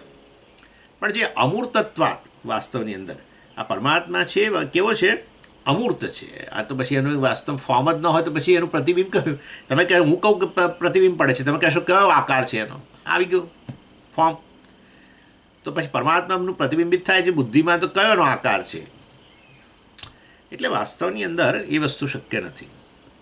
એટલે અપરિચ્છિન્નત્વાત એટલે આપણે કહીએ કે એ અપરિચ્છિન્ન છે, એમાં કોઈ મર્યાદા નથી, તો પછી એનું કારણ શું? એટલે કારણ જાતે જ આચાર્ય આપી દે છે, અમૂર્તત્વાચ છે વાસ્તવમાં. એટલે કારણ કે એને કોઈ રૂપ જ એનો કોઈ આકાર જ નથી. આકાર નથી મતલબ કે અમર્યાદિત છે. એટલે અપરિચ્છિન્નત્વાદ અમૂર્તત્વાદ એક જ વાક્યમાં કહી દીધા. હવે અમૂર્તત્વાદ જે છે એ હેતુ કહેવાય, કારણ. શાના માટેનું કારણ? અપરિચ્છિન્ન હોવા માટેનું. રૂપ નહીં હોવું, આકાર નહીં હોવો, એ જ વસ્તુ વાસ્તવમાં સિદ્ધ કરે છે કે કેવું છે? અપરિચ્છિન્ન છે. અને માટે અમૂર્તત્વાત એ હોવાથી અપરિચ્છિન્ન છે. એટલે અમૂર્તત્વાતને હેતુ કહેવાય, અને અપરિચ્છિન્નત્વાત જે છે એને હેતુમત કહેવાય, કારણ કાર્ય. મતલબ આ દલીલ કરો ત્યારે તમે કંઈક કારણ આપો ને. એટલે અમૂર્ત હોવાથી જ એ અપરિચ્છિન્ન છે. રીઝન અને કોન્સિક્વન્સ આપણે કહીએ છીએ. એટલે અમૂર્તત્વમ એ કારણ બને, અને અપરિચ્છિન્નમ તો એની પેલું એનું કાર્ય, એટલે એનું છેવટે એનું પરિણામ. એટલે બંને નહીં તો આમ સામાન્ય રીતે અમૂર્તત્વાત કહો પછી અપરિચ્છિન્નત્વાત કહો તો આમ રિપીટેશન લાગે, પરંતુ આપણે આ સંબંધથી સમજીએ તો સમજી જવાય. અને માટે બ્રહ્મનું પ્રતિબિંબ ન પડી શકે. પરિચ્છિન્નસ્ય મૂર્તસ્ય, જે વસ્તુ પરિચ્છિન્ન હોય, મર્યાદિત હોય, અને એટલે કે એનો આકાર વગેરે હોય, જેવી રીતે સૂર્યાદેહે, સૂર્ય વગેરે છે, અન્યત્ર એવા સૂર્યનું અન્યત્ર એટલે કે જળ વગેરેની અંદર પ્રતિબિંબ ઉદય સ્યાત, એનો પ્રતિબિંબ વગેરે પડી શકે. અને ક્યારે પડે? પ્રસાદ સ્વભાવકે. જુઓ, જે વસ્તુ પ્રતિબિંબિત થાય તો પછી એ માધ્યમ જે છે એનો સ્વભાવ પ્રસાદ હોવો જોઈએ. એટલે પ્રસાદ એટલે વાસ્તવમાં સ્વચ્છતા, એટલે ક્લીન. પેલામાંય પડે પ્રતિબિંબ, પણ આપણે અહીંયા અત્યારે આચાર્ય કહે છે જલાદો, એટલે જળ વગેરેમાં જે પ્રતિબિંબ થાય છે જળ સ્વચ્છ સ્વભાવનું જોઈએ. હવે ચાલો દર્પણ ગણો, એટલે હવે મારા ચહેરા પર કે સૂર્યનું પ્રતિબિંબ એવું સ્પષ્ટ ન પડે, બરાબર છે, પણ દર્પણ હોય તો સ્પષ્ટ સૂર્યનું પ્રતિબિંબ પડે. એટલે એ રીતે એને પ્રસાદ સ્વભાવ કહો, સ્વચ્છ દ્રવ્યનો છે, બહુ આમ ફાઇન મટીરિયલ જેને કહીએ ને આપણે, એમાંથી બન્યું છે. ન તો આત્મન, જ્યારે બ્રહ્માત્મા જે છે એનું વાસ્તવમાં પ્રતિબિંબ ન પડી શકે, અમૂર્તત્વાત, અને એનો મૂર્ત નથી, અને માટે પરિચ્છિન્નતા નથી. અને માટે અને પાછું શું કહે છે આ આચાર્ય? આકાશાદિ કારણત્વાત. જુઓ, આકાશ વગેરેનું કારણ છે. વ્યાપકત્વાત, અને વાસ્તવમાં માટે સર્વવ્યાપક છે. આકાશનું કારણ હોય, અર્થાત આકાશને વ્યાપીને રહેલું હોય કારણ હોવાથી, કારણ કાર્યને વ્યાપીને રહે, તો આકાશ આદિ એટલે પછી બીજું બધું ગણી લેવાનું. પણ ક્યાં કહ્યું છે આવું? આ તો મેં હમણાં કહ્યું તમને, તસ્માદ વા તસ્માત આત્મન આકાશ સંભૂત. એ બ્રહ્મ વગેરે જે આત્મા છે એમાંથી જ આકાશની ઉત્પત્તિ થઈ, મટેરિયલ કોઝ, ઉપાદાન કારણ, એમાંથી જ પછી વાયુ વગેરે. એટલે જો આકાશ વગેરે જેમાંથી સર્જાતું હોય તો આકાશને વ્યાપીને રહેલું છે, તો એ તો વ્યાપકત્વ, આ તો સર્વવ્યાપી છે. અને એવું સર્વવ્યાપી વસ્તુનું પ્રતિબિંબ સમજાવો કઈ રીતે પડે? અને આવું સર્વવ્યાપી છે, એનું પોતાનું જ કોઈ રૂપ નથી. જે વસ્તુનું રૂપ ન હોય ને એ કોઈ પણ રૂપનું અધિષ્ઠાન બની શકે. કોઈ પણ રૂપધારી વસ્તુનું અધિષ્ઠાન એટલે એસેન્સ. કોઈ પણ રૂપધારી વસ્તુનું એસેન્સ, સત્ય, એ જે છે એ વાસ્તવમાં અરૂપ જ હોય. સૂક્ષ્મ હોય તો એને વ્યાપીને રહેલું છે, બરાબર, સર્વવ્યાપી છે, આ એને જ વ્યાપીને રહેલું છે. અને મોટા મોટી વસ્તુ હોય, ગેલેક્સી હોય તો એને વ્યાપીને રહેલું છે. મતલબ કે એનું પોતાનું તો કોઈ રૂપ જ નથી, ગમે તે પ્રકારની. અને વચ્ચે ગેલેક્સી જેવી વસ્તુ, હમણાં મેં ગઈકાલે એક વસ્તુ જોઈ, એટલે પેલામાં કે એક બ્લેક હોલ, એક રાક્ષસ અહીંયા છે જોરદાર, એ આખી આખી સૂર્યમાળાઓ ગળી જાય છે. સૂર્યમાળાઓ, સૂર્ય ગળી જાય તો જુદી વસ્તુ છે, અર્થાત સૂર્ય અને એની ફેમિલી મેમ્બર્સ બધાને એક સામટા ગળી જાય. વિચારો તો કેવું છે આ બ્રહ્માંડની અંદર, કેવી વસ્તુ હશે, કેટલી મેસિવ વસ્તુ હશે. એટલે આવી વસ્તુને વ્યાપી, સર્વવ્યાપી, એને વ્યાપીને રહેલો છે, આકાશને વ્યાપીને રહેલો છે. અને બીજા નાનામાં નાનો કણ હોય આ પૃથ્વી પર, નાનામાં નાનો, એને વ્યાપીને રહેલો છે. તો એનો અર્થ એવો થયો કે સર્વવ્યાપી વસ્તુ કેવી હોય? એનું કોઈ રૂપ જ નથી. એવી અરૂપવાળી જ વસ્તુ જ આ વ્યાપી જાય બધાને. અર્થાત પ્રત્યેક વસ્તુનો સાર જે છે એ આવું અરૂપ, પ્રત્યેક રૂપધારીનો સાર, હેવિંગ એ ફોર્મ, કોઈ પણ ફોર્મનું અધિષ્ઠાન, કોઈ પણ ફોર્મનું સત્ય, કોઈ પણ ફોર્મનું એસેન્સ એ ફોર્મલેસ જ હોય. જો બધા જ ફોર્મ છે, બધા જ જે રૂપ છે એ બધા જ રૂપનું જો વાસ્તવમાં એ વ્યાપી રહેલો હોય તો પછી એ ખરેખર એ અરૂપ જ હોય. અને તો પછી ખરેખર તો પછી એનું પ્રતિબિંબ પડવાનું કેવી રીતે પ્રતિબિંબ પડે? એટલે તદ વિપ્રકૃષ્ટ દેશ પ્રતિબિંબ આધાર વસ્તુંતર અભાવાચ, જે આ બ્રહ્માત્માથી દૂર હોય અને જે માધ્યમ એનાથી દૂર હોય બ્રહ્માત્માથી કે બ્રહ્મથી, અને એમાં પ્રતિબિંબ પડે એવું જ નથી, કારણ કે સર્વવ્યાપી.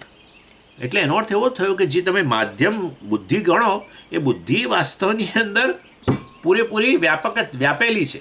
બુદ્ધિનો પણ સાર શું છે? આત્મા જ છે. એટલે એવું તમે જે પેલું સૂર્ય અને જળ છે એકબીજાથી દૂરને પ્રતિબિંબ પડે એવું નથી. આ તો બધી જ વસ્તુને વ્યાપી રહેલો છે. જે માધ્યમ છે બુદ્ધિ વગેરે, એ બુદ્ધિ પણ વાસ્તવમાં બ્રહ્મ જ છે, વ્યાપીને રહેલી છે. અર્થાત એનો સાર છે, એનું સત્ય છે. એટલે એ બુદ્ધિ બ્રહ્મ જ છે. બધી વસ્તુ બ્રહ્મ છે, બુદ્ધિ એ બ્રહ્મ છે. અને પછી માટે વાસ્તવમાં ખરેખર પરમાત્મા ક્યાંક દૂર બેઠો છે અને આ બુદ્ધિરૂપી માધ્યમ જળ જેવું, અને એમાં આમ પ્રતિબિંબિત થાય એવું કોઈ પણ વસ્તુ એનાથી ભિન્ન છે જ નહીં. બધું અભિન્ન જ છે. બધાને વ્યાપીને રહેલો હોય તો પછી કઈ વસ્તુ એનાથી દૂર હોય? શક્ય જ નથી. એટલે વાસ્તવમાં પ્રતિબિંબનો આધાર જે ગણીએ માધ્યમ વગેરે, એ માધ્યમ જ વાસ્તવમાં આત્મા છે. અને માટે ખરેખર તો આ રીતે એટલે આ પ્રોપર નથી આ પ્રકારનું વિચારવું કે આત્માનું પ્રતિબિંબ પડે બુદ્ધિમાં અને એ રીતે આત્માએ કે પરમાત્માએ બુદ્ધિમાં પ્રવેશ કર્યો. જેવી રીતે જળ સૂર્ય જળમાં પ્રવેશે પ્રતિબિંબ રૂપે, એટલે આપણે કહીએ સૂર્યનો જળમાં પ્રવેશ પ્રતિબિંબ રૂપે, એ રીતે ગણીએ છીએ આપણે, એવું અહીંયા નહીં ગણી શકીએ. એટલે આપણે અહીંયા આપણે પ્રતિબિંબવાદ વાપરીએ છીએ અને અહીંયા પ્રતિબિંબવાદ આ લોકો જે કરે છે એમાં મોટો ભેદ તમને છેલ્લે કહી દો, હવે ગૂંચવાશો નહીં. આમાં આટલું જ છે, એ લોકો ખરેખર પ્રતિબિંબ પડે છે આત્માનું કે પરમાત્માનું બુદ્ધિમાં એવું માને છે. આપણે કહીએ છીએ વાસ્તવની અંદર એવી વસ્તુ શક્ય નથી. આ તો બુદ્ધિ ચેતન છે એ સમજાવવા માટે અમે તમને આવો આશરો લઈએ છીએ. That's it. માટે વાસ્તવની તમે સમજી જાઓ મોડેલ અને એક સ્ટેપ ઉપર ઉઠી જાઓ, પછી અમે તમને કહે કે બધું મિથ્યા છે. વાસ્તવની અંદર બુદ્ધિ સ્વચ્છ દ્રવ્ય છે અને માટે ચેતન જણાય છે. બીજી વસ્તુઓ છે, આવી વસ્તુઓ છે એ ચૈતન્ય બ્રહ્મથી જ વ્યાપેલી છે, પરંતુ એ ચેતન જણાતી નથી. બસ આટલો જ ભેદ છે. માટે આય મિથ્યા છે, આય બ્રહ્મ જ છે અને બુદ્ધિ એ બ્રહ્મ છે. ના, પણ બુદ્ધિ બ્રહ્મ છે, પણ બુદ્ધિ તો ચેતન છે. અને બ્રહ્મ જો હોય, બ્રહ્મ ચેતન છે, બુદ્ધિ ચેતન જણાય છે. માટે બુદ્ધિમાં બુદ્ધિ જુદી ગણવી જોઈએ. ના ના ના ના, વાસ્તવની અંદર બુદ્ધિ સ્વચ્છ દ્રવ્ય છે, જ્યારે આ છે સ્વચ્છ દ્રવ્ય નથી. માટે એની અંદર ચેતન જાણે અભિવ્યક્ત થતું જણાતું નથી. ચેતનની અભિવ્યક્તિ નથી જણાતી. વાસ્તવની અંદર ચેતનની અભિવ્યક્તિ બુદ્ધિમાં જણાય છે. માટે એ બુદ્ધિ ચેતન જણાય છે. અને એ વસ્તુને સમજાવવા માટે અમે તમને આ પ્રતિબિંબવાદોનો આશરો લઈએ કે આભાસવાદનો લઈએ કે અવચ્છેદવાદનો લો, જેનો પણ લો, પરંતુ એ ખાલી પ્રક્રિયા છે. બુદ્ધિ ચેતન છે સમજાવવા માટે અમે તમને આ પ્રક્રિયા છે. વાસ્તવની અંદર ખરેખર બુદ્ધિમાં દૂર રહેલો સૂર્ય જેવો આત્મા પ્રતિબિંબિત થાય એ વસ્તુ જ નથી. જે કંઈ છે આત્મા છે. એ વસ્તુ ક્યાં કઈ છે? સત્યમ જ્ઞાનમ અનંતમથી શરૂ કરો. આનંદ બ્રહ્મ છે. અને એટલું જ નહીં, એમાંથી જ આકાશ વગેરે આવે છે. તો એનો અર્થ એવો થયો કે તો સર્વવ્યાપી વસ્તુ છે, એનું કોઈ રૂપ જ નથી, બધાને અંદર બહાર વ્યાપીને રહેલી વસ્તુ છે. અર્થાત એનાથી અન્ય જે છે મિથ્યા છે, એ સર્વનો સાર છે. અને માટે ખરેખર એ મિથ્યા વસ્તુ જ, પ્રત્યેક મિથ્યા વસ્તુને લેતા જાઓ અને કહેતા જાઓ કે આત્મા છે. પ્રત્યેક ઘડાને લેતા જાઓ અને કહેતા જાઓ કે માટી છે. પ્રત્યેક ચેઇનને લેતા જાઓ, વીંટીને લેતા જાઓ અને કહેતા જાઓ કે સોનું છે. તમે જ્યારે કહો કે વાસ્તવમાં વીંટી સોનું છે, ત્યારે આપોઆપ તમને મિથ્યા શબ્દ ન ગમતો હોય ને એલર્જી થતી હોય તો ચિંતા નથી. પણ વીંટી સોનું છે એમ તમે કહો ત્યારે વાસ્તવમાં બે વસ્તુ રહી નથી. અને વીંટી સોનું છે એવું કહીને તમે જો બે વસ્તુ ગણતા હો તો પછી ખરેખર ચેકઅપ કરાવો સાયકાટ્રિસ્ટ પાસે. વીંટી સોનું છે એવું કહ્યા પછી હજુ વીંટી નામની સ્વતંત્ર વસ્તુ ને સોના નામની સ્વતંત્ર વસ્તુ જો તમે માનતા હો તો ચેકઅપ કરાવો. ના ચેકઅપ કરાવવું હોય $500 ના ખર્ચવા હોય તો ખાલી હું તમને કહું છું, લો કે તમે વીંટી લઈ જાઓ ને મને સોનું આપી દો, બસ 2 વસ્તુ છે ને, જાઓ લઈ જાઓ, વીંટી લઈ જાઓ, જેટલી વીંટીઓ જો એટલી લઈ જાઓ, ખાલી સોનું મને આપી દેજો. પૂજ્ય સ્વામીજી આવું કર્યું હતું. એક સોનીની દુકાન, ભલા કે ત્રિભુવન ભીમજી મુંબઈની અંદર, આઈ થિંક લગભગ સ્વામીજીને એમની શોપમાં લઈ ગયા હતા અને પછી કંઈ ઉદ્ઘાટન કંઈક કરાવવા માટે કશું. અચ્છા, સ્વામીજી પર એટલો ભરોસો નહીં, એટલે કે મહાત્માને બોલાવો નહીં. અને પછી કરાયું, ઉદ્ઘાટન કરાય, પછી અંદર પ્રવેશ, સ્વામીજીને બધું બતાવે, આમ ને તેમ ના જુઓ, એટલે આ બધા તો આ બધી વીંટીઓ છે ને આ બધું આમ છે ને. પછી એ નીચે લઈ ગયો છે, અંદર નીચે અંદરના મારા મહાત્મા માટે ને શું, એટલે પછી અંદર લઈ ગયું, ત્યાં બતાવ્યું કે આવું બધું છે, બીજું થોડું કોસ્ટલી વસ્તુ બધી બધું બતાવીને પછી છેલ્લે કે સ્વામીજી ગમે તે એક વસ્તુ આપને અમારે ગુરુ દક્ષિણા તરીકે ભેટ. સ્વામીજી જે સિલેક્ટ કરે તે. સ્વામીજી કહે કે ભાઈ મારે તો એક જ વસ્તુ જોઈએ જ, ખાલી આટલું બધું છે મારે શું, પણ ખાલી એક વસ્તુ આપ, ખાલી મને સોનું. તો પેલો માણસ કે દુકાન જતી રહેશે એની. ખરેખર એવું છે. હા, એક વસ્તુ સોનું છે, વીંટી સોનું કયું, પછી વાત પતી ગઈ વસ્તુ. સોનું વીંટીનો આત્મા છે, વીંટીનો વિશેષ આકાર, સોનાનો વિશેષ આકાર નહીં એવું આપણે ગણવાનું. એક્ઝેક્ટલી એ રીતે નહીં, પણ એ રીતે, કારણ કે એમાં એને જ આપણે બધા આકારો આપીએ છીએ ને, વીંટી ને ફલાણું ઢીકણું ને બંગડી ને ફલાણું, જે મતલબ કે સોનાનો વિશેષ આકાર નથી એવું આપણે ગણવાનું. આકાર છે, પરંતુ આપણે ખાલી એક ઉદાહરણ પૂરતું કે જેમાંથી આ બધા આકારો બનાવો છો, રૂપ બનાવો છો, એ અને એ બધાને જે વ્યાપીને રહેલી વસ્તુ છે એનો પોતાનો કોઈ વિશેષ એવો આકાર નથી, એમ એ રીતે ગણવાનું. જેવી રીતે તમે ભાખરી પરોઠા વગેરે બનાવે ને, આ લોકો પેલા ટ્રાયંગ્યુલર ને ફલાણા ને ચોરસ ને પૂરી ને કેટલું બધું બનાવે જાત જાતનું, એ ગુલ્લું જે છે એનો વિશેષ આકાર નથી એવું ગણાય. એટલા માટે તો પેલું લિંગ છે આપણે. પરમાત્મા કેવો છે તો કે લિંગ છે, બસ આવું ગોળ, પેલો શું ઇલેપ્ટિકલ ગોળ, બસ એવો. પરમાત્માનો કોઈ આકાર નહીં, બસ આવું કેમ, એ તો ભાઈ એ ફોર્મલેસ છે, બતાવવા માટે છે. પણ એ કેવી રીતે નક્કી કર્યું? કારણ કે એમાંથી જ બધું આવે છે, પરમાત્મામાંથી બધું આવે છે. એ જે બધું તમે બોલો છો એ બધા નામ રૂપ છે. હા, બસ એ રૂપને અનુસાર નામ તમે આપ્યું છે, બરાબર છે, તમારી બુદ્ધિમાંથી આવ્યું. પણ આ બધા રૂપો જેમાંથી આવે છે એ વસ્તુ કેવી હોય? અરૂપ હોય. એનો નિર્દેશ કરવા માટે આ લિંગ છે.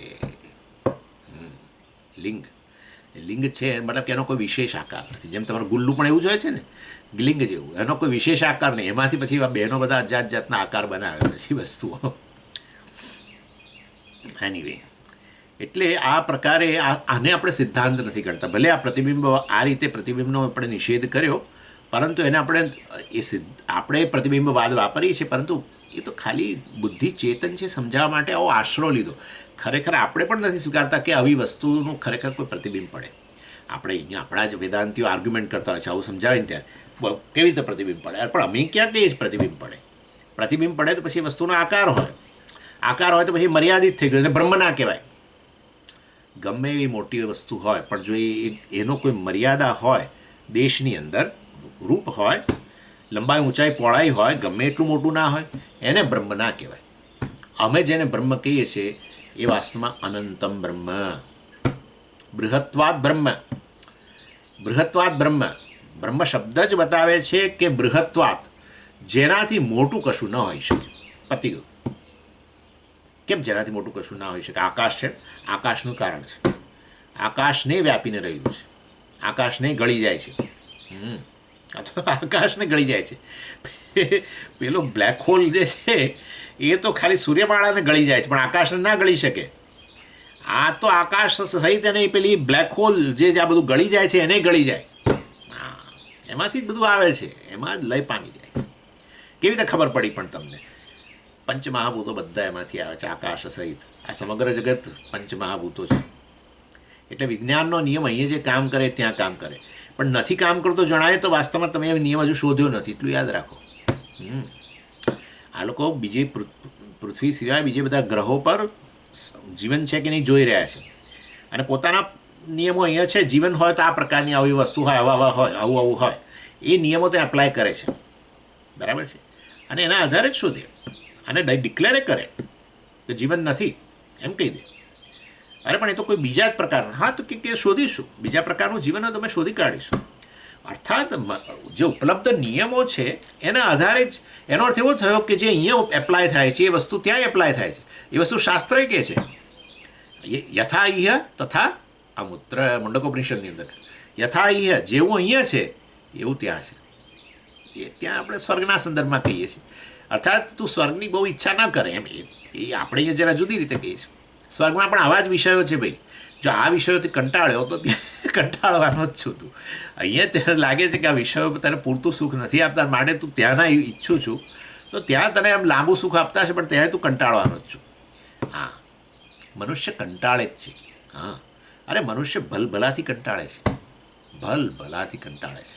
એક વ્યક્તિઓથી કંટાળે છે અને વસ્તુઓથી કંટાળે છે. તો પણ સ્વામીજી પણ હોય જ એવા તો પછી કંટાળે. ના ના ના ના, ઇસ્યુ એ છે, ઇસ્યુ પોતાનો છે, પોતાનો ઇસ્યુ છે. કશું ના હોય તો એ કંટાળે છે. એ તો હવે શું કહેશો? કશું નથી હોતું, ઘરમાં એકલો જ બેઠો છે, બારણાં બંધ કરેલા છે, ટીવી એ નથી જોતો, અને આ સોશિયલ મીડિયા યુટ્યુબ કશું નથી જોતો, તો હવે કશાનો સંપર્ક નથી થતો, હવે કંટાળો ના જોઈએ. ત્યારે તો સૌથી વધારે કંટાળે છે, ઊભો જ થઈ જાય છે, ઊભો જ થઈ જાય છે, ગીત ગાવા માંડે છે.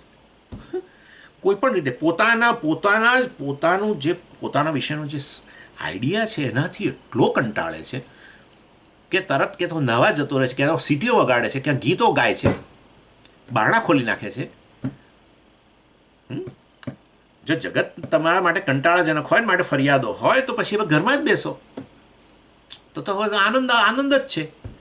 અડધો કલાકે નહીં બેસી શકો, અડધો કલાક તમે તમારી જાત સાથે પણ નથી બેસી શકતા. જગતને ન કહો કંટાળો, માટે તમે જ જવાબદાર છો. તમારી પોતાની વિશેની દ્રષ્ટિ જ તમને મુશ્કેલીમાં મૂકે છે. દ્રષ્ટિ બદલો, દેટ્સ ઇટ. દ્રષ્ટિ બદલો, વેદાંતથી દ્રષ્ટિ બદલો. દ્રષ્ટિ બદલશો તો જીવન બદલાઈ જશે. દ્રષ્ટિ નહીં બદલો અને બહારનું ભેગું કરશો તો એ રડતા જ રહેશો, રડતા જ રહેશો. રડતા રહે છે, આપણે નજર સામે જ છે, આમાં કોઈ કલ્પનાનો વાત કરતો જ નથી. રડતા જ રહે છે. એ અમેરિકાના સમૃદ્ધ લોકો હોય કે આપણા ભારતના ગરીબ લોકો હોય, રડતા જ રહેશો. પોતાના વિશેની દ્રષ્ટિ નહીં બદલો તો સ્થિતિ નહીં બદલાય. આ વસ્તુ અમે ચેલેન્જથી કહીએ છીએ. અને એના માટે આપણા પોતાના અનુભવો, અને તમે જે વસ્તુ અનુભવ્યું નથી પણ બીજાના અનુભવો પરથી શીખો છો, એટલી તો બુદ્ધિ છે આપણામાં, એના આધારે નક્કી થઈ જાય છે. બસ, બધા અનુભવોની જરૂર નથી. બધા અનુભવોથી જો શીખવાતું હોય તો એનો અર્થ કે આપણી બુદ્ધિ બેર મારી ગયેલી છે. બીજાના અનુભવોથી શીખી જઈએ એ સ્માર્ટનેસ છે. હા, બીજાના અનુભવથી શીખો. પોતાના અનુભવ માટે પોતાનું જીવન વ્યતીત ના કરો કિંમતી સમય. આ બધું મને અનુભવાય પછી અરે જીવન પૂરું થઈ જશે માં તો એવું છે. ચાલો, એની વે એટલે કહેવાનો આશય એવો છે કે આ વાદ જે છે પ્રતિબિંબવાદ, આ તો થોડું જરા આમ તેમ ચર્ચા ચાલે છે. પ્રતિબિંબવાદ જે છે આપણે જે રીતે કહીએ છીએ અને એ રીતે જે લોકો કહે છે એમાં બહુ મોટો ભેદ છે. એ તો માને છે કે વાસ્તવિક રીતે પ્રતિબિંબ પડે જ છે બુદ્ધિમાં અને એ રીતે એનો પ્રવેશ ગણી લઈએ જોઈએ. આપણે કહીએ છીએ એ વસ્તુ નથી. અને આપણે તો પછી કેવી રીતે પ્રવેશ કરવો? હવે થાકી ગયો છે. એ શું કહે છે જુઓ, એવમ તર્હિ નૈવ અસ્તિ પ્રવેશ. જાઓ, ન ચ ગત્યંતરમ ઉપલભામહે તદેવાનુપ્રાવિશતે શ્રુતે શ્રુતિશ્ચ ન અતીન્દ્રિય વિષયે વિજ્ઞાનોત્પત્તો નિમિત્તમ ન ચ અસ્માદ વાક્યાત યત્નવતામપી વિજ્ઞાનમ ઉત્પદ્યતે. એટલે કહે છે એવમ તર્હિ મીન્સ હવે ઇન ધેટ કેસ, આપણે કેમ ગુજરાતીમાં ઇંગ્લિશમાં ઇન ધેટ કેસ, તો પછી એવમ તર્હિ તો પછી પ્રવેશ ન અસ્તિ. જાઓ, લો. હવે આમાં તમે આટલું મેં તમને સમજાવ્યું કે આ રીતે પ્રવેશ ગણો, આ રીતે ગણો. કશાથી તમે માનતા નથી તો હવે પ્રવેશ જ નથી. જાઓ. ન ચ ગત્યંતરમ ઉપલભામહે. ગત્યંતરમ, બીજો કોઈ માર્ગ જ નથી, બીજો કોઈ રસ્તો જ નથી. આપણે એવું કહીએ છીએ, આ શબ્દ વાપરીએ છીએ આપણે. શું કરીએ સ્વામીજી? હવે બીજો કોઈ રસ્તો જ નથી. એટલે ખરેખર બહારનો પેલો કાળો રસ્તો નહીં, ડામરવાળો, એટલે બીજો કોઈ ઉપાય જ નથી એમ. ન ચ ગત્યંતરમ એટલે ન ચ ઉપાયાંતરમ. ન ચ ગતિ એટલે માર્ગ એમ. ન ચ ગત્યંતરમ ઉપલભામહે એટલે એટલે we do not see another way out, એમ આપણે કહીએ ને અંગ્રેજીમાં, એના જેવું. એટલે શેના માટે, પણ શેના માટે માર્ગ નથી દેખાતો? તદેવાનું પ્રાવિશત, એ શ્રુતિ વાક્યને સમજાવવા માટે બીજો કોઈ માર્ગ જ નથી. હવે કઈ રીતે સમજાવશું? લો, ના અસ્માકમ એટલે આપણે બધા માટે અતિન્દ્રિય વિષય, અર્થાત આ વસ્તુ અતિન્દ્રિય વિષય છે. નેચરલી અતિન્દ્રિય વિષય છે. પરમાત્માએ જગત બનાવીને પ્રવેશ્યું, કોણે જોયું? કોણે જોયું? જે ઇન્દ્રિયોથી તમારે જોવાનું છે, હજુ તો સર્જન નથી થયું. આ તો કહે છે કે આ બધું મહાભૂતો સર્જાય ને પ્રવેશ કર્યો. હજુ તો મહાભૂતોમાંથી છેવટે હજુ તો પુરુષ શરીરને એ રીતે પછી આગળ આવશે, ત્યારે તમને ઇન્દ્રિયો મળશે. પણ એ તો એ પહેલાં તો પેલો પરમાત્મા પ્રવેશી ચૂક્યો છે. આ તો અતિન્દ્રિય વિષય છે ને. પરમાત્માનો પ્રવેશ વાસ્તવ વિજ્ઞાને બિચારું જે પણ કહે, બિચારું તો કંઈ નથી, આપણે પણ આપણે કહીએ વિજ્ઞાન એ પણ કરે તો અનુમાન કર્યા કરે. હા, આવું હશે. એ વખતે બહુ મોટો ધડાકો થયો હશે, બિગ બેંગ થયું છે ને એનું મટીરિયલ પાછું આ પ્રકારનું હશે, સિંગ્યુલારિટી વગેરે બધું કહે છે લોકો, કે અનુમાન કરે. પછી એમને પાછું લાગે કે ના ના ના, એમાં થોડું પાછું પેલું ખોટું લાગે છે, એને બદલે આવું હશે, એને બદલે આવું જ કરે. કોઈ જોયું થોડું છે, સાયન્ટિસ્ટો કે થોડું જોયું છે એટલે આવું અનુમાન કરે. એટલે વાસ્તવની અંદર આ સૃષ્ટિ કરીને પ્રવેશ કર્યો ઈશ્વરે, એ વાસ્તવમાં કેવી રીતે પછી સમજાવો? આ વસ્તુ અતિન્દ્રિય છે. અને વિજ્ઞાનોત્પત્તો શ્રુતિશ્ચ નિમિત્તમ, અને માટે અતિન્દ્રિય હોય તો એટલે કે મનુષ્ય જાતે તો એ વસ્તુ નક્કી ન કરી શકે કે કેવી રીતે પ્રવેશ થયો, તો એણે ક્યાંક તો આધાર રાખવો પડે.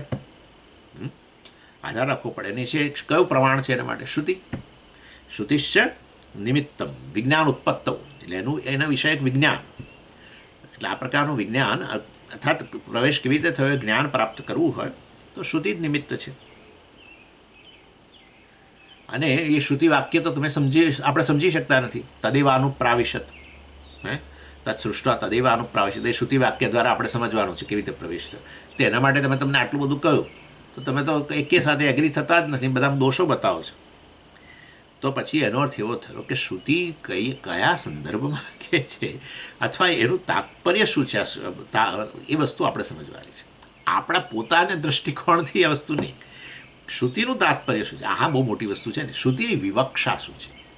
આપણે લોકો જીતીએ છીએ એનું કારણ, જીતવાનો આપણો ઉદ્દેશ નથી. ઇનફેક્ટ ન જીતીએ એમાં જ આપણને તો આનંદ છે. હા, રિયલી કોઈ વસ્તુનો જવાબ ન મળે ને સૃષ્ટિના સંદર્ભમાં, કોઈ વસ્તુનો જવાબ ન મળે ને તો રાજીના રેડ થઈ જઈએ છીએ. કારણ કે મિથ્યા વસ્તુ હોય એનો જવાબ જ ના હોય. મિથ્યા વસ્તુ તો પણ અનુભવાય છે સ્વામીજી. હું તો અનુભવું છું. જાદુ તો આટલું અનુભવ્યો, પણ કોઈ જાદુ તરીકે સ્વીકારવા નથી તૈયાર. આપણને કે ના, સાચું એવું. મને પોતાને એવું થયું કે મેં તો કહ્યું તમને કે હૈદરાબાદની અંદર બધા થિયેટરની અંદર 500 લોકો બેઠેલા અને બધા બારણા બંધ, અને છતાંય પેલો હાથી અમારી પાસેથી નીકળ્યો અને છેક ગયો. બધા ઊભા થઈ ગયા, પણ હવે એકે બારણું ખોલ્યું નથી ને હાથીને અંદર લાવી શકાય નહીં, કશું જ નહીં. પણ કેવી રીતે હાથી આવ્યો ખબર નહીં. એટલે હજુ મારા માટે તો કોયડો જ છે જાણે. પણ કહેવાનો આશય એવો છે, કેવી રીતે સમજાવો? હા, હાથી છે જ નહીં. અરે પણ તો ભાઈ ઊભા કેમ થયા બધા? હાથી છે જ નહીં તો ના ના, હાથી આવ્યો, પણ બારણા તો બંધ છે બધા. કેવી રીતે હાથી આવ્યો? અને આજુબાજુ આપણે જ હમણાં ટિકિટ લઈને અંદર આવ્યા છે, જોયું ક્યાંય હાથી આપણે કમ્પાઉન્ડમાં નથી જોયો. એવો હોલ જ્યાં છે કમ્પાઉન્ડમાં જ હાથી નથી. અને આપણે અંદર પ્રવેશ્યા 5 મિનિટમાં હાથી બતાવે આપણને. તો એ ક્યાંથી લઈ આવ્યો હાથી? પેલા બેન છે એ પેલા એમના સુવાડ્યા પેલા સ્ટેજ પર, અને પછી એમના 3 ટુકડા કરે. આ તો બહુ જાણીતું છે. 3 ટુકડા કરે. પછી એટલું યાદ રાખવાનું કે લોહીનું ટીપું ના પડે. હા, એ પાછું ખરું. એ ગજબ હોય છે. લોહીનું ટીપું ના હોય. પણ તમને બતાવ જાણે 3 ભાગ. અરે હવે તો એવા જાદુના શો, માય ગોડ. મને એમ થાય છે કે કેવી ટેકનિક વિકસાવી હશે. ગજબ. ન્યુયોર્કની કંઈક પેલી 43rd સ્ટ્રીટ કે ક્યાંક આમ પેલા બે પેલા મોટા ચોરસ પેલા ઓરડા ટાઈપના પેલા સ્ટેન્ડ પર ઊભે રહ્યા. અને પછી પેલામાં રોડમાં કેટલાક ઊભેલા લોકોને કહ્યું કે તમે એમાં અંદર જતા રહો. એક સ્ટેર કેસ રાખેલી, એમાં જતા રહો.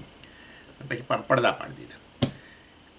અને પછી આ બીજો જે ખાલી હતો એની અંદર પછી એણે એ ખોલી બતાવ્યું કે જો આ અહીંયા છે, આવી ગયા. હે, આ કેવી રીતે બન્યું? આ તો ખાલી હતો, આ બધા અહીંયા પ્રવેશ્યું, બધા જ આજુબાજુ એટલા બધા લોકો છે. આવું જોજો તમે, યુટ્યુબમાં છે. એને કંઈક એવો સ્પેશિયલ કહે છે. એને એની અંદર પ્રવેશે અને આ બધા નીકળે આ બાજુથી. આવું કઈ રીતે થાય? બધા જુએ છે. એટલે હવેનો જવાબ શું? ના આવું હોય જ નહીં. એટલે પણ બધાએ અનુભવ્યું કે અહીંયા આવું હોય જ નહીં, છે જ. અહીંથી અહીંથી કેવી રીતે જતા રહ્યા? ના છે જ આવું. અરે નથી, આ તો જાદુનો શો છે, ખરેખર અહીંયા નથી. એટલે આ બધું પ્રવેશ અહીંયા હોય તો અહીંયા જ હોય ને. આટલું તો સમજી શકીએ. આ ઓરડામાં પ્રવેશ્યા હોય તો અહીંયા જ હોય ને. માટે ખરેખર અહીંયા જ આવી ગયા છે બધા. કેવી રીતે આવી ગયા? બધા પાંખો આવી ગયા ને કોઈ હજુ પેલા પડદા પાડ્યા છે, ખુલ્યા નથી, કશું નહીં. કોઈ ઉડીને અંદર બીજા ઓરડામાં ગયું નથી. બે વચ્ચે અંતરે બતાવે પાછા. છે કે નથી, છે કે નથી, છે કે નથી, છે કે નથી. જીવનભર ચર્ચા ચાલે, દલીલો સામ સામે. વેદાંતિ હોય ખૂણામાં બેસીને રાજી થાય. મિથ્યા વસ્તુ આવી હોય, આનું નામ જ મિથ્યા. આવું છે. એટલે જગત વિષયક ચર્ચાઓ ચાલતી જ રહેશે. એ અણુની ચર્ચા ચાલતી હોય કે એક કોષ વિશે ચર્ચા ચાલતી હોય, કોઈ વ્યક્તિ વિશે ચર્ચા ચાલતી હોય, ચાલતી જ રહેશે. કોઈ કહેશે આમ છે, કોઈ કહેશે ના ના આમ છે, પછી પાછા પહેલાં કહેશે કે કોઈ આમ છે, વળી પાછું વચ્ચેટીઓ હશે કંઈક બીજું કંઈક કહેશે. ચાલતું જ રહેશે. પ્રવેશ જ મિથ્યા છે. ખરેખર વાસ્તવિક પ્રવેશ લઈને પ્રતિબિંબને ફલાણું ઢીકણું એટલે સમજાવીશું. તો આપણે એ વસ્તુ સમજાવીશું કેવી રીતે પ્રવેશ વસ્તુને સમજવો જોઈએ. એના માટે શ્રુતિનો જ આધાર છે. પરંતુ પાછળ જાઓ, જ્યાં જ્યાં છો ત્યાં કોન્સન્ટ્રેટ ન કરો. ક્યાંથી શરૂઆત થઈ છે, કયો વિષય ચાલી રહ્યો છે, કઈ રીતે આ શાસ્ત્રનો ફ્લો છે, એ જુઓ અને પછી અર્થઘટન કરો. આચાર્ય એ બતાવશે. ઓમ પૂર્ણમદ પૂર્ણમિદમ પૂર્ણાત પૂર્ણમુદચ્યતે પૂર્ણસ્ય પૂર્ણમાદાય પૂર્ણમેવાવશિષ્યતે. ઓમ શાંતિ શાંતિ શાંતિ. હરિ ઓમ શ્રી ગુરુભ્યો નમઃ. હરિ ઓમ.